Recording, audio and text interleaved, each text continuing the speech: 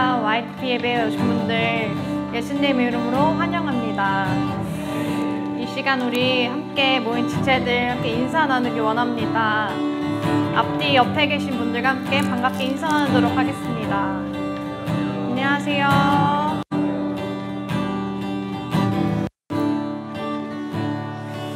이 시간은 우리 자리에서 일어나셔서 예배 전 우리의 마음을 올려드리고 성령님을 초청하며 함께 기도로 준비하기 원합니다. 기도하시겠습니다.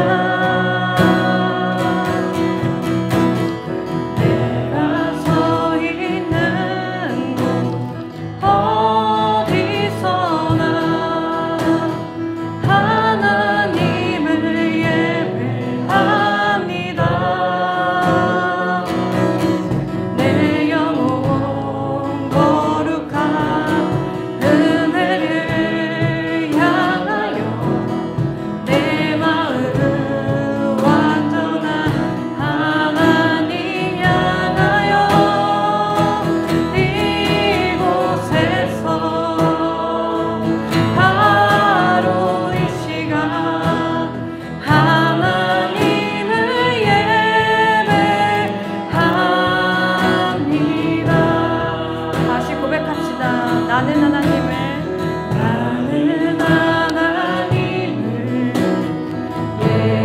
예배하는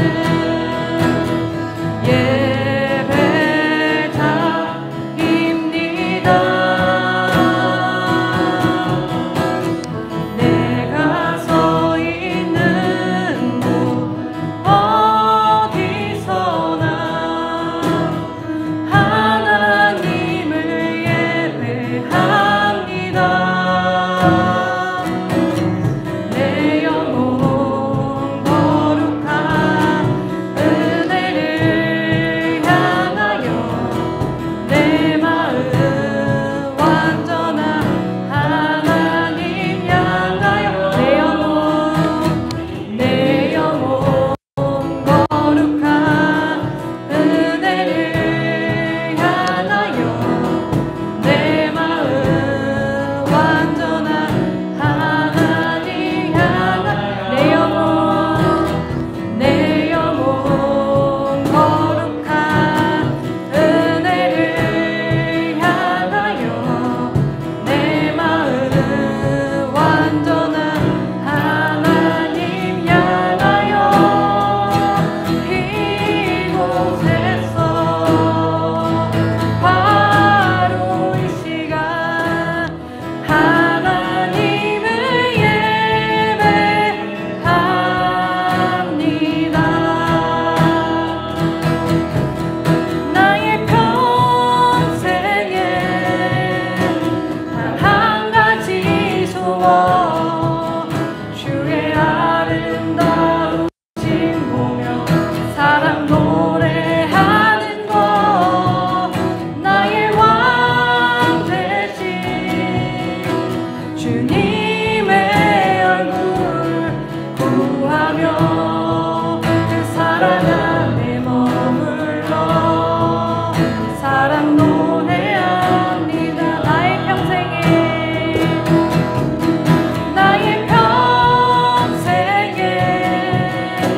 단 한 가지 소원 주의 아름다우신 보며 사랑 노래하는 것 나의 왕 되신 주님의 얼굴 구하며 그 사랑 안에 머물러 사랑 노래합니다.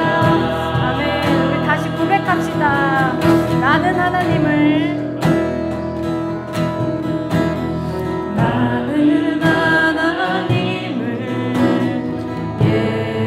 예배하는 예배자입니다. 내가 서 있는 곳 어디서나 하나님을 예배합니다.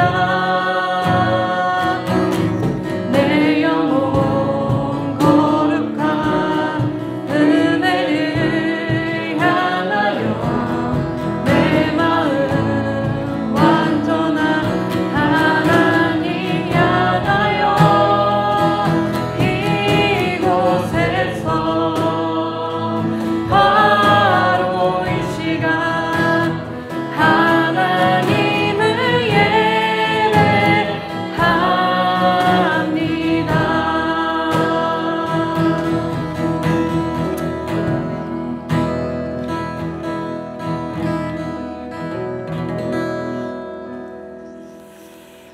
찬양받기 합당하신 하나님 아버지, 이 시간 우리를 이곳에 모이게 하시고 주님 신령 기도회를 갖게 하시니 감사합니다. 주님 이 시간 가운데 오직 주님만이 드러나시고 이 시간 주님의 마음을 알게 되는 시간 되길 원합니다. 주님 오늘 세우신 김성환 전도사님을 통하여서 성령님 그 입술을 주관하시고 또 하나님께서 우리에게 주시고자 하는 그 말씀이 온전히 선포되도록 주님 인도하여 주십시오. 이 시간 온전히 주께 올려드립니다. 감사하며 예수님의 이름으로 기도합니다. 아멘. 반갑습니다, 여러분. 한 주 동안 잘 지내셨죠? 희망찬 미래가 우리 앞에 있습니다. 이전 것은 지나갔으니 보라 새 것이 되었도다. 아멘. 예, 올해 우리 표 말씀 같이 함께 읽고 시작하도록 하겠습니다. 다 같이 읽겠습니다. 시작. 너희에게 무슨 말씀을 하시든지 그대로 하라 하니라. 아멘. 여러분 이 표를 한번 조용히 곰곰이 한번 묵상해 보세요. 너희에게 무슨 말씀을 하시든지 그대로 하라 하니라. 제가 이걸 계속 묵상하면서 읽는데 너무 참 기가 막히다. 어떤 점에서 기가 막히냐면 무슨 말씀을 하시든지 이미 이 말씀을 받는 우리의 태도가 어떤 하나님의 말씀을 하시든지 받을 수 있는 마음의 태도가 이미 딱 만들어진 것을 얘기합니다. 무슨 말씀을 하시든지 하나님이 말씀하시는 거라면 이미 받을 준비가 되어 있는 상태. 여러분 이게 중요한 포인트입니다.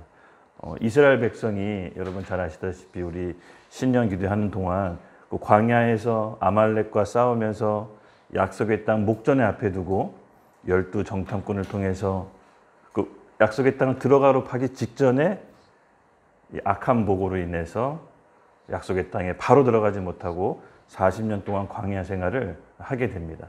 지난주 여기까지 했는데 이 말의 포인트가 뭐냐면요. 하나님을 무슨 말씀을 하시든지 받을 만한 마음의 태도가 준비되어 있지 않은 겁니다. 여전히 그들은 자기네들의 생각, 자기 계획, 자기 경험들이 견고히 있었기 때문에 하나님의 말씀을 그냥 조언으로만 들어도 되고 안 들어도 되는 조언으로만 받아들였어요. 이 조언과 주언의 차이점이 뭐라고 했죠? 조언은 말을 듣는 사람이 결정하지만 주언은 말하는 사람이 이미 결정된 얘기를 받아들이는 겁니다. 그러므로 이스라엘 백성이 명확하게 두 부류로 나눠지죠. 모세 세대는 하나님의 말씀을 그저 조언으로 들어도 되고 안 들어도 되는 그런 조언자의 말씀으로 받아들였지만 이 갈렙과 여호수아는 그렇지 않았습니다. 그는 하나님이 무슨 말씀을 하시든지 이미 받아들일 만한 마음의 태도가 만들어져 있던 거예요. 그때 하나님이 약속의 말씀을 들었을 때 그들은 믿음으로 하나님의 말씀을 취하게 됩니다.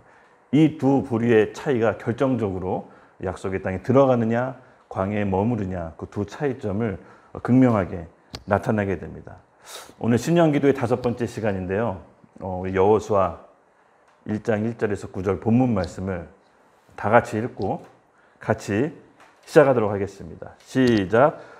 여호와의 종 모세가 죽은 후에 여호와께서 모세의 수종자 눈의 아들 여호수아에게 말씀하여 이르시되 내 종 모세가 죽었으니 이제 너는 이 모든 백성과 더불어 일어나 이 요단을 건너 내가 그들 곧 이스라엘 자손에게 주시는 그 땅으로 가라.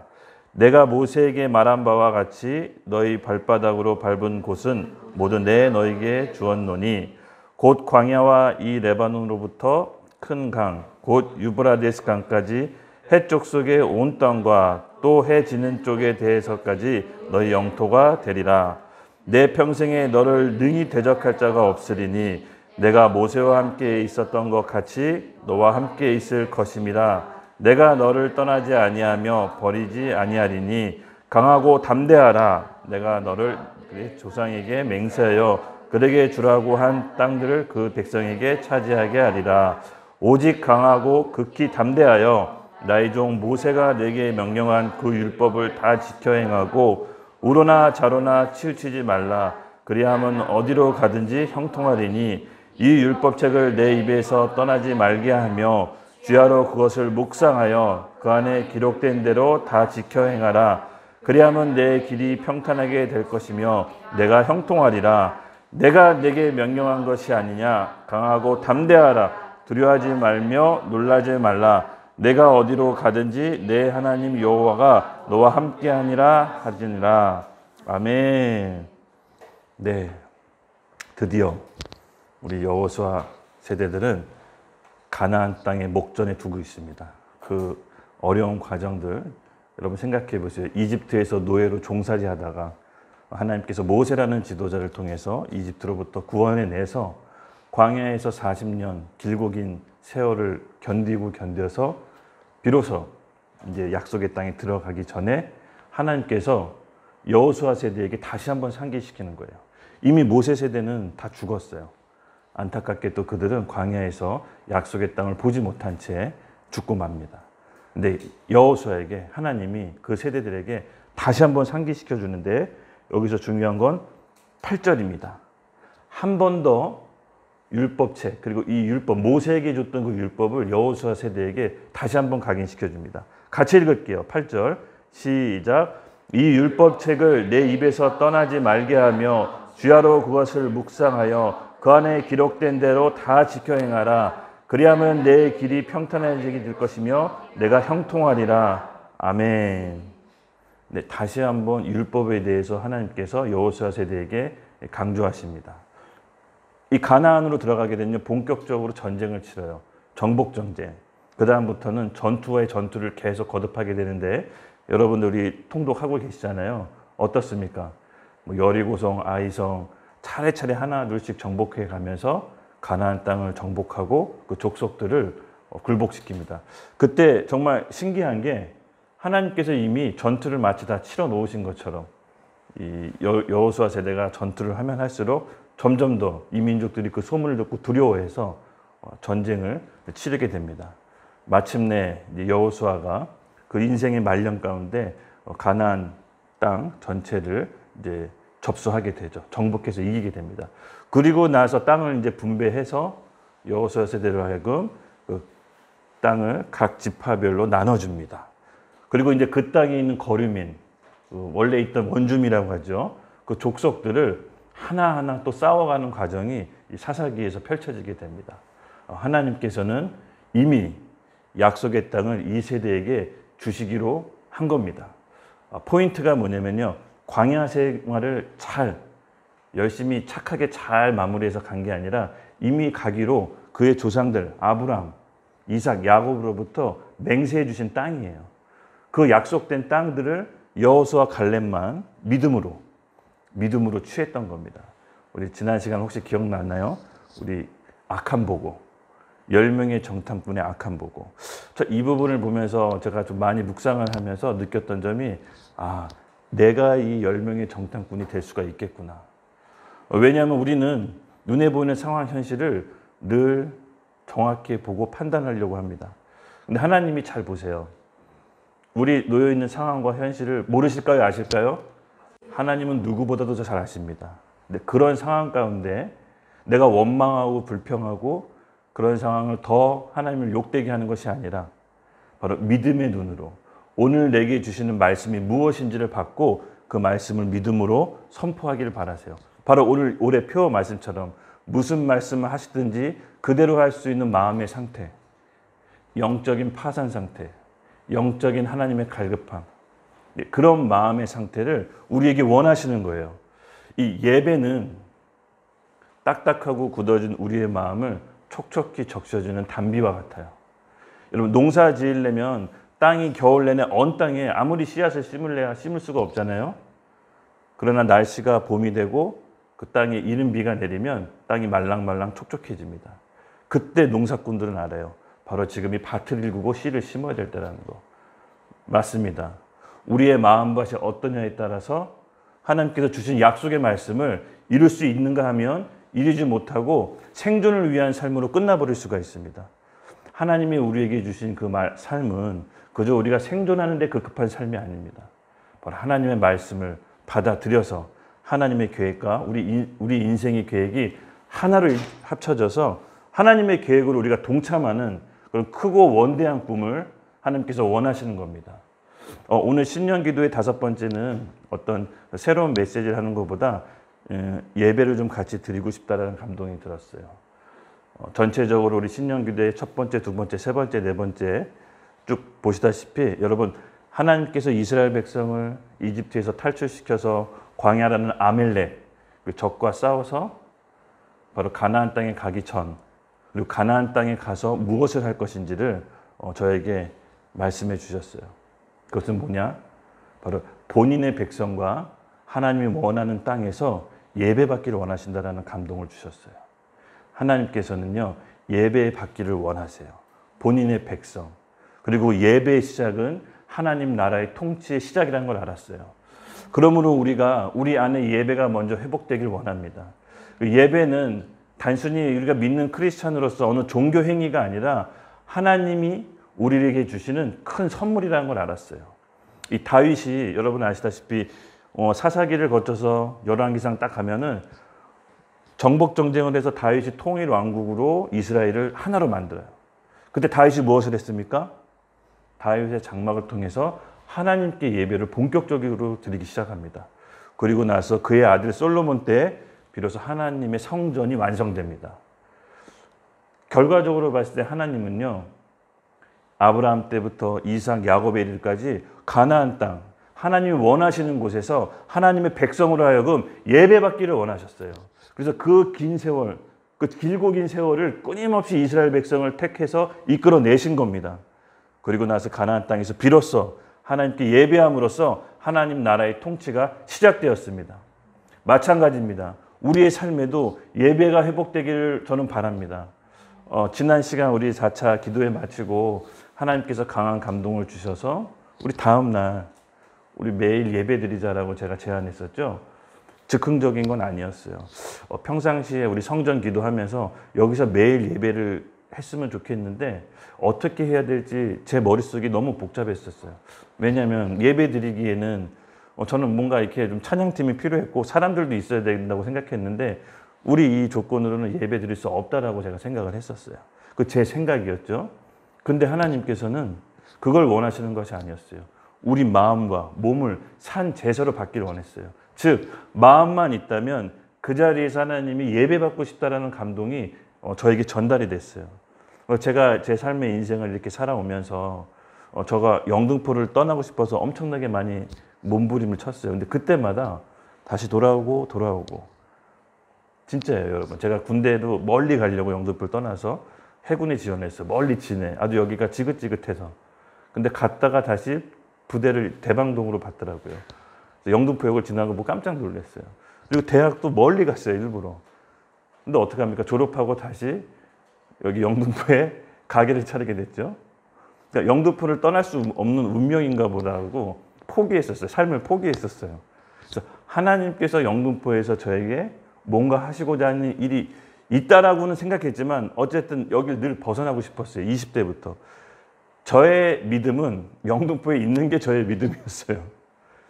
남들은 일가 친척 아비의 집을 떠나서 가나안 땅으로 가라고 했는데 하나님께서는 저에게는 영등포에 끝까지 있는 게 저에 대한 믿음의 요구였어요. 어느 순간 알아차렸어요. 아, 이쯤 되면 내가 알아들어야겠구나. 그래서 영등포에서 기다리자. 그리고 시간이 되고 때가 되어서 우리 서영자매가 병원을 개원할 때 3년 전이었죠. 여의도로 이사하려고 그랬어요. 여의도가 우리가 봤을 땐 젖과 꿀이 땅처럼 흐르는 땅처럼 보였어요. 저기서 뭔가 병원하면 너무 잘 되겠지. 근데 둘이 똑같은 말씀을 주셨어요. 하나님 누가복음. 그때 계약까지 했었는데 이 성을 떠나지 말고 약속된 성령을 받으라는 누가복음 말씀을 받고 둘이 똑같이 받고 이거 너무 신기하다. 하나님께서 뭔가 계획이 있으시구나 하고 둘러보다가 이 장소를 찾게 된 거거든요. 그리고 나서 우리가 YDP 미니스트리를 개원과 동시에 함께 하게 됐고요. 그리고 3년이 지난 오늘에서야 비로소 하나님께서 왜 이곳을 선택하고 이곳에서 우리를 이끄셨는지를 알게 됐어요. 저만의 개인적인 감동이 아닐 거라고 봅니다. 예배받기 위해서. 하나님은 본인이 선택한 백성으로 하여금 본인의 장소에서 예배받기를 원하세요. 그 예배의 회복이 먼저 일어났을 때 하나님의 통치가 시작된다는 것을 보다 분명하게 알게 됐어요. 그러므로 여러분, 우리 삶의 문제들이 다 있죠? 결코 간과할 수 없습니다. 우리가 짊어져야 될 십자가들이 있습니다. 예수님께서는 전 인류의 모든 죄를 짊어져야 될 강하고 큰 무거운 십자가가 있다면 우리도 우리 입장에서 한 명씩 져야 될 십자가가 있습니다. 가족을 져야 될 십자가가 있는가 하면 경제적인 문제의 십자가, 그리고 내 옆 친구들에 대한 십자가, 늘 날마다가 십자가 있습니다. 그 크기가, 무게가 다를 뿐이지 우리는 매일 져야 될 십자가가 있는데 그 십자가를 지기 위해서는 먼저 우리 안에 예배가 회복돼야 돼요. 하나님을 향한 사랑과 은혜와 갈망과 찬송이 우리 안의 마음속 깊은 곳에 이 파산한 영의 심령 가운데 예배가 회복됐을 때 비로소 하나님의 음성과 말씀이 들리기 시작해요. 우리 말랑말랑한 이 마음에, 이 딱딱한 굳어져 있는 이 마음으로는 하나님의 말씀을 받을 수 없습니다. 그러므로 여러분, 예배가 회복되길 바랍니다. 오늘 하나님의 나라가 여러분께서 이곳에 이끄신 이유는 바로 예배를 회복시키기 위한 것일 줄 믿습니다. 예배가 회복될 때 우리 삶이 하나님 앞에 정렬되기 시작합니다. 그리고 우리 예배가 회복됐을 때 우리의 삶이 하나님 앞에서 우선순위가 정해지기 시작합니다. 그리고 예배가 회복됐을 때 선악이 분별되기 시작합니다. 그때 우리 매일 예배 3일째였나요? 하나가 간증을 했습니다. 저는 좀 일반적인 간증 같지는 않았어요. 걔가 이제 나가서 예배 중간에 나갔습니다. 그리고 초콜릿을 입에 물고 다시 들어왔어요. 그래서 예배가 다 끝난 다음에 하나가 이런 간증을 하더군요. 그냥 이 예배 중간에 나가면 하나님이 싫어하실 것 같아서 다시 들어왔어요. 그냥 기특하다. 뭐 어린애가 저런 생각을 할 수 있을까라고 생각할 수 있겠지만 그 다음날 그 멘트가 계속 제 머릿속에 남았어요.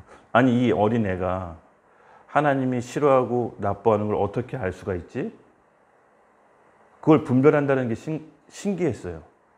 하나님이 좋아하고 싫어하는 것을 알 수 있다.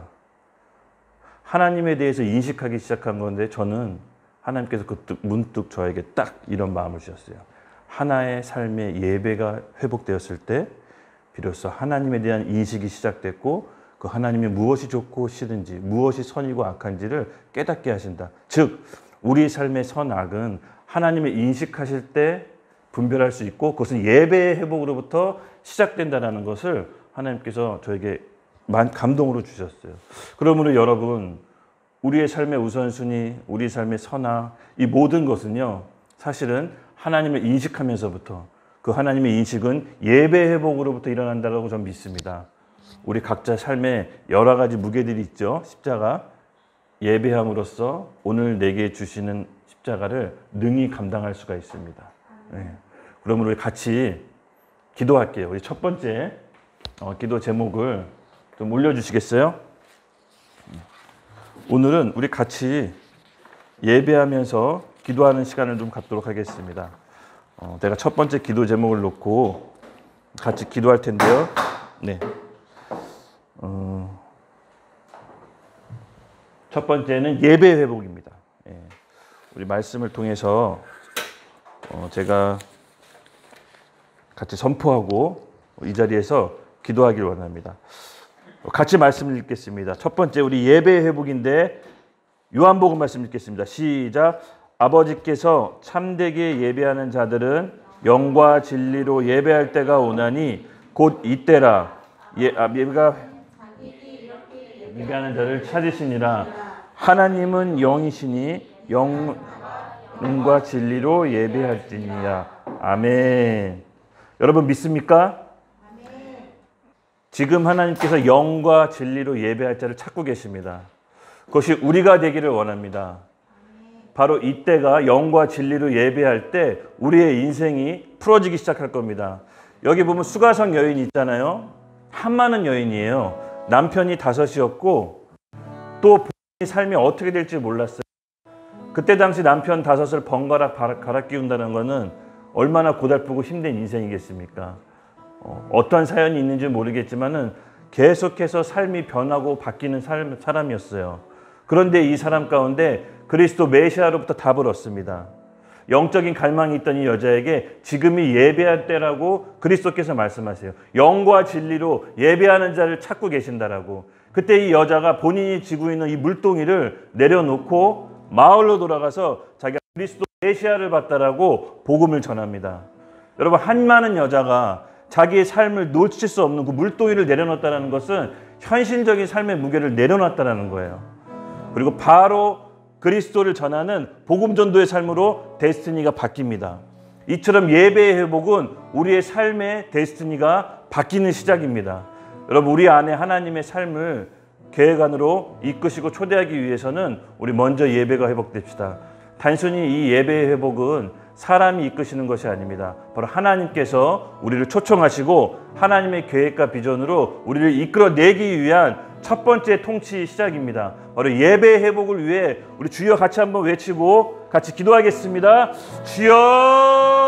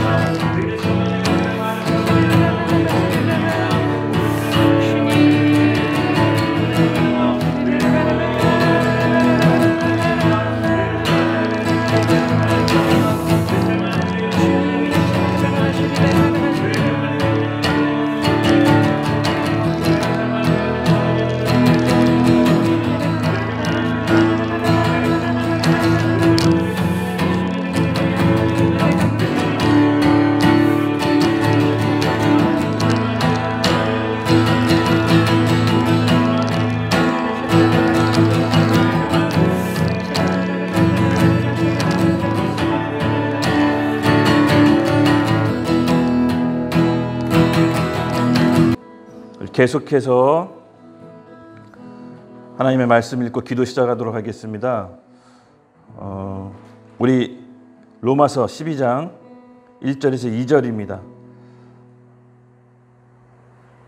다 같이 함께 읽도록 하겠습니다. 시작. 그러므로 형제들아 내가 하나님의 모든 자비하심으로 너에게 권하노니 너희 몸을 하나님이 기뻐하시는 거룩한 산 제물로 드리라.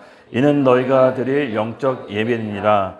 너희는 이 세대를 본받지 말고 오직 마음을 새롭게 함으로 변화를 받아 하나님이 선하시고 기뻐하시고 온전하신 뜻이 무엇인지 분별하도록 하라. 아멘.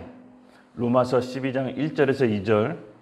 여러분, 우리 몸이 하나님 보시기에 거룩한 합당한 영적인 산 제사로 드릴 때 하나님께서는 그것을 보시고 무엇이 옳고 그름인지를 분별할 수 있다라고 2절에 말씀하십니다. 우리의 삶에 예배가 회복되기를 진심으로 예수님의 이름으로 축복합니다. 우리가 매일 7시 에브리데이 워십이 진행되고 있잖아요. 일반적인 하나님께서 주시는 선물이 아닌 것 같아요. 매일 예배할 때마다 성령의 강한 임재가 배가 되고 있고 우리 안에서 말할 수 없는 회복과 기쁨과 행복이 흘러 넘치고 있습니다. 여러분, 이 하나님이 주시는 이 특별한 때에 오셔서 많이 오셔서 하나님께서 주시는 성령의 충만함의 선물을 받아가시기를 예수님의 이름으로 꼭 제가 축복합니다. 날이면 날마다 오는 게 아니에요. 제가 이렇게 괜히 호소드리는 게 아니라 일반적인 그런 강한 느낌이 아닙니다. 성령의 임재가 이 작은 공간에 가득해서 우리 안에 있는 우리도 해결하지 못한 나도 잘 내 자신을 모르잖아요. 하나님이 우리를 창조하신 하나님만이 내 자신을 압니다. 그 하나님께 우리의 산 제물로 우리의 몸과 마음을 다해서 제사로 드릴 때 그것이 영적 예배라고 합니다. 그렇게 하나님께 영적인 예배가 회복되었을 때 우리가 바깥에서의 삶, 가정, 일터, 우리가 속한 교회도 회복된 줄로 믿습니다. 앞으로 우리가 이 영적인 예배, 이 매일 에브리데이 예배 워십이 끝난 다음에 우리가 어떻게 이 예배의 불을 각자 삶의 일터에서 이끌어갈지를 같이 한번 고민해 보자고요. 단순히 하나님께서 주시는 영적인 감동을 우리끼리만 받고 끝낼 것이 아니라 우리가 어떻게 이 불씨를 우리 각자 삶과 가정이 이어갈지를 같이 기도하면서 고민합시다. 하나님께서 복을 주실 때는 우리만 누리라고 주신 것이 아니라 이 복을 나눠주라고 주신 겁니다. 특별한 이때, 우리 예배의 회복이 일어나는 이때 우리 하나님께 다 같이 일어나셔서 이것을 하나님께 온전히 산 제물로 드리는 두 번째 기도가 되겠으면 좋겠습니다. 우리 같이 기도할 때 우리의 마음과 심령과 마음의 중심을 담아서 주여 크게 외치고 일어나서 하나님께 예배 드리겠습니다. 주여!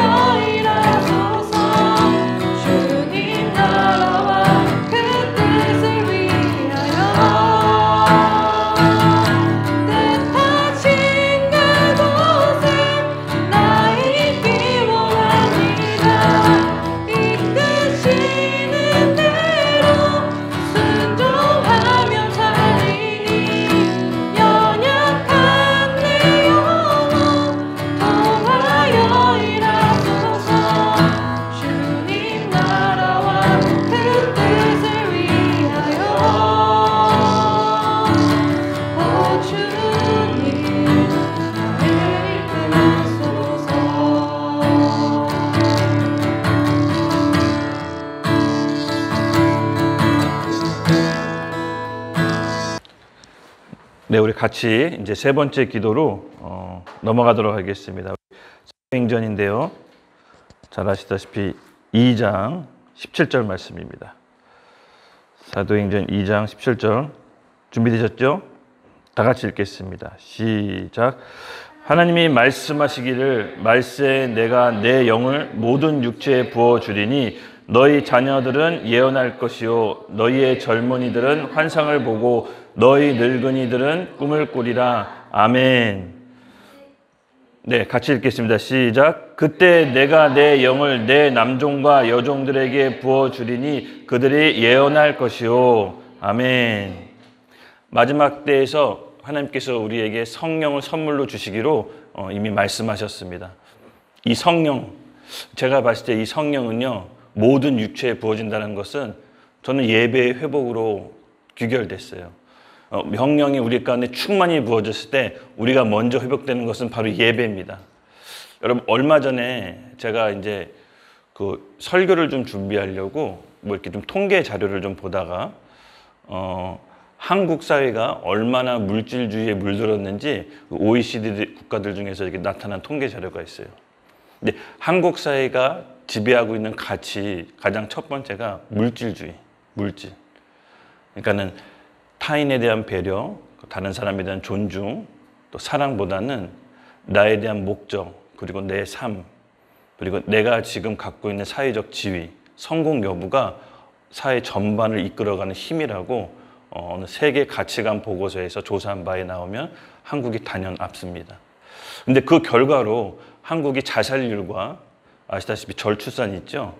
세계 1위, 거의 자살률은 뭐 독보적으로 매년 1위예요. 한국 사회가 지배하고 있는 이 물질주의, 안정된 삶, 성공, 부모로부터 우리가 계속 좀 들었던 것 같아요. 우리 부모 세대들은 너무나 어렵고 힘들게 살은 나머지 이해가 돼요. 어쨌든 남들보다 성공해야 됐고 물질적으로 안정을 취해야지만 그것이 복이라고 생각을 했기 때문에.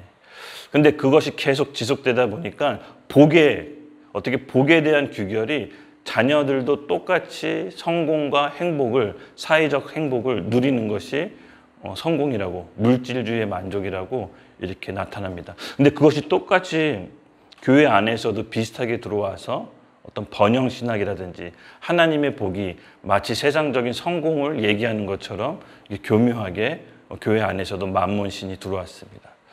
여러분, 여기서 제가 좀 느꼈던 건 뭐냐면요. 우리가 예배를 회복한다는 것은 우리 안에 있는 가치관이 바뀐다는 뜻이에요. 나를 지배하고 나를 이끌고 있는 그 세상이 주는 가치관이 아니라 하나님께서 주시는 성경적인 가치관, 이것이 우리의 삶을 지배하게 돼요. 사람은요, 공동체는 마찬가지로 한 국가든 외부적인 큰 충격이 와야 비로소 본인의 생각과 생활 패턴이 바뀌기 시작해요. 그만큼 사람과 한 공동체는 바뀌기가 어렵다는 거예요. 근데 여러분, 오늘 이 말씀 사도행전 2장 17절의 말씀에 말세에 준비된 자들에게 하나님의 영을 부어주신다 그랬어요. 전혀 생각지도 못한 일이 일어나는데 예언할 것이고 젊은이들은 환상을 보고 늙은이들은 꿈을 꾸리라고 합니다. 그리고 남종과 여종에게 예언한다라고 합니다. 하나님의 영이 부어주신다라고 해요. 준비된 자들에게. 마음으로 하나님 말씀을 받아들이고 준비되어 있고 예배가 회복된 자들에게 하나님의 영을 부어주신다는 겁니다. 이 세상의 가치관이 아니라 하나님께서 주시는 세상적 가치관으로 다시 회복된다는 것이에요. 오늘 이 말세에 전쟁과 기근과 여러 지진들이 일어나고 있는 이 말세 때에서 하나님께서 새롭게 회복시킨다는 건데 바로 예배한 공동체, 예배하는 나에게 하나님의 영을 부어주신다는 거예요. 여러분, 이 말씀을 믿으시기 바랍니다. 우리가 어떻게든 회복되려고 많이 노력하잖아요. 정말 기도도 열심히 하고 전도도 하고 교회에서 하는 훈련 프로그램도 다 받고, 근데 왜 변하지 않는 겁니까? 여러분, 왜 변하지 않을까요? 여전히 나는 왜 그런 많은 훈련을 받고 신앙생활을 오랫동안 하고 리더까지 했지만 왜 저는 세상이 생각적인 가치관으로 바뀌지 않는 겁니까? 예배가 없으니까. 하나님을 향한 예배가 전심으로 드려본 적이 없으니까. 그 예배가 뭔지를 모르니까. 그 예배에 있어서 하나님에 대한 온 마음을 들여서 우리 마음의 중심을 드려본 적이 없기 때문에 예배의 회복이 없는 나머지 사역은 빈 껍데기에 불과합니다. 여러분, 그러면 오늘 우리에게 주신 하나님의 음성을 들읍시다. 매일 있어지는 그 에브리데이 워십이 그냥 열린 것 같진 않아요. 제 생각이 아니에요. 정말 하나님께서 강권적으로 주셨어요. 우리 회복시키시려고. 우리의 삶의 영역 가운데 우리를 회복시키시려고 먼저 우리에게 하나님의 영을 부어주셨습니다. 우리 같이 기도할 때 또 한 번 기도합시다. 우리가 속한 공동체의 회복을 위해서, 예배의 회복을 위해서, 내 가족, 내 일터, 내가 속한 교회를 위해서 우리 회복을 놓고 기도합시다. 같이 기도하겠습니다.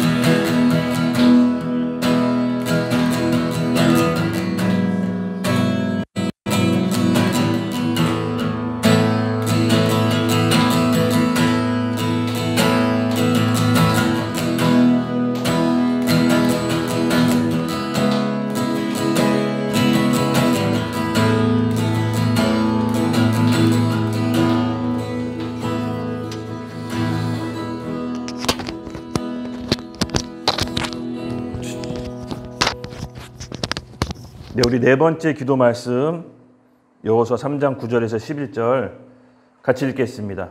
시작.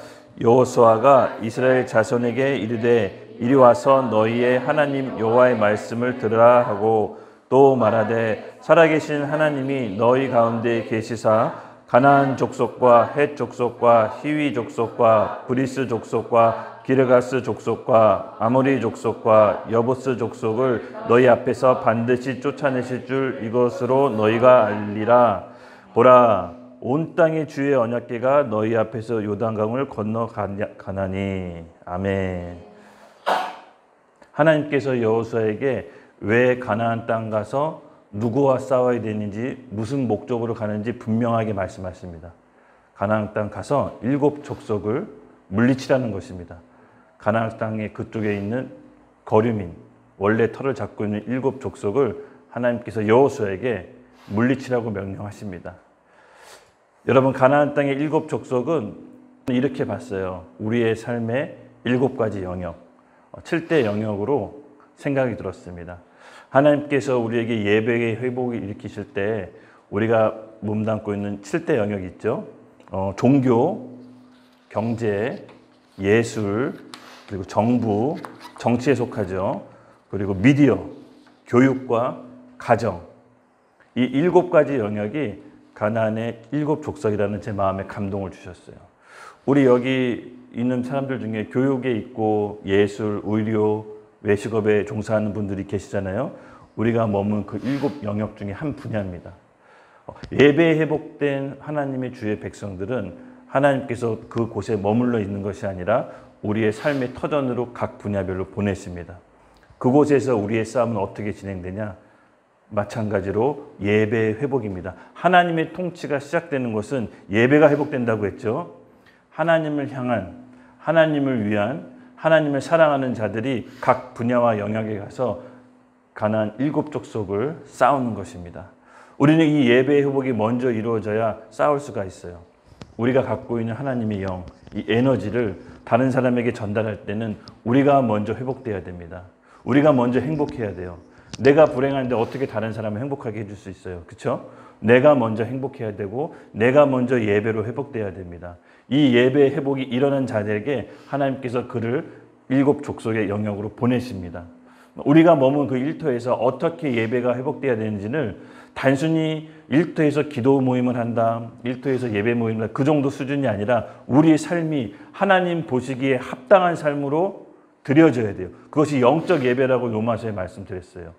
모든 삶의 기준, 사업의 기준, 일의 기준이 하나님 말씀의 근거에서 선과 악, 뭐가 옳고 그른지를 분별할 수 있는 능력을 갖게 되는 거예요. 그렇다면 그것을 지킬 수 있는 힘은 예배로부터 옵니다. 예배로부터 그 지킬 수 있는 힘이 와요. 영적인 힘은요, 하나님께서 아무나 주시는 것이 아니에요. 갈망하고 원하고 하나님께 간구하는 자, 천국은 침노하는 자의 것이라고 그랬잖아요. 우리가 그만큼 원해야 됩니다. 그 무엇보다도 내가 가진 그 어떤 것보다도 하나님을 더 갈망하고 원해야 돼요. 그 자들에게 예배 회복이 이루어져요. 그랬을 때 우리가 갈 수 있는 그 영역 가운데 예배 회복이 일어나는 것입니다. 그의 영역을 하나님이 원하는 뜻대로, 하나님이 원하는 통치로 만들어 주신 거예요. 하나님은 우리에게 그걸 원하고 계시는 거예요. 단순히 가나안 땅에 가서 복받고 잘 살았더라라고 끝나는 게 아니라 정복하고 싸워서 그 땅을 하나님의 통치로 드려야 되는 것이에요. 그것이 우리의 삶의 비전인 것입니다. 여러분 아셨죠? 복은 우리만 받으라고 준 것이 아닙니다. 나눠주라고 준 것입니다. 우리가 머문 일터가 있을 겁니다. 그 일터를 위해 오늘 기도합시다.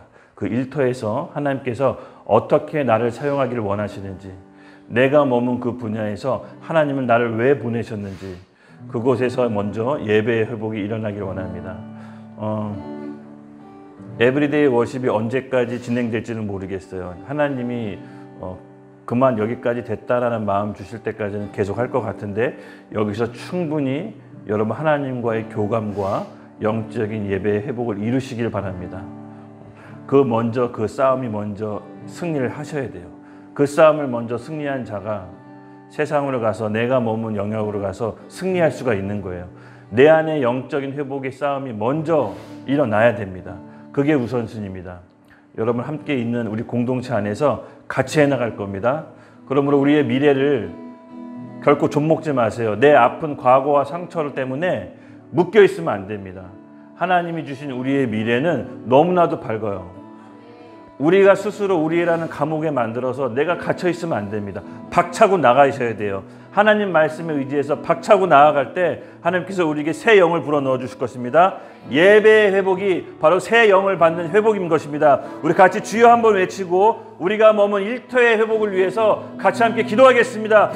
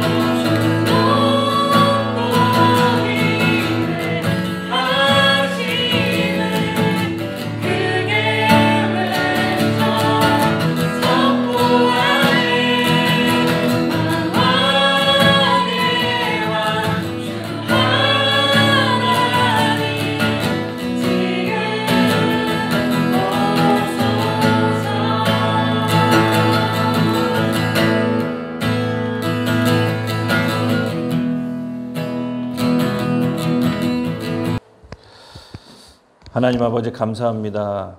오늘 우리 신년 기도회를 통해서 주님의 마음과 뜻을 우리에게 전달해 주셔서 감사합니다. 우리가 예배가 회복되길 원합니다.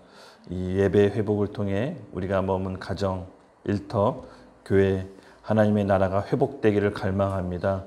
하나님께서 저희를 이토록 사랑하셔서 하나님의 영을 통해서 예배를 회복하게 하심을 감사합니다. 주님의 뜻대로, 주님의 계획과 비전대로 온전히 이끌림 받아 살 수 있도록 주여 우리들을 축복하여 주시옵소서. 오늘 하루도 하나님께 온전히 내어드리심을 감사합니다. 예수님의 이름으로 기도드렸습니다. 아멘.